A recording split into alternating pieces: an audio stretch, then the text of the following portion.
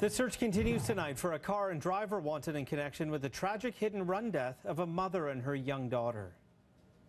We've obtained security camera video of the incident, but we've chosen to only show this one image. Now, the picture is grainy, but if you look closely, you can see the vehicle on the left. Investigators believe it's a dark four-door Honda Civic manufactured between 2006 and 2011.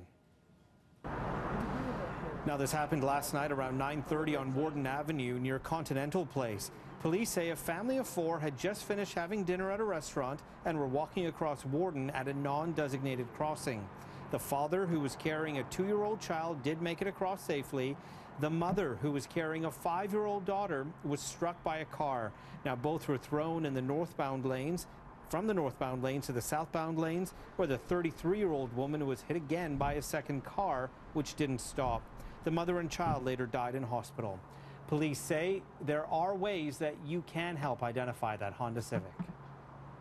It will have damage to very likely the right front fender, as well as possibly the front bumper, but it has definitely got damage to the inner fender well on the right side or passenger side of the vehicle.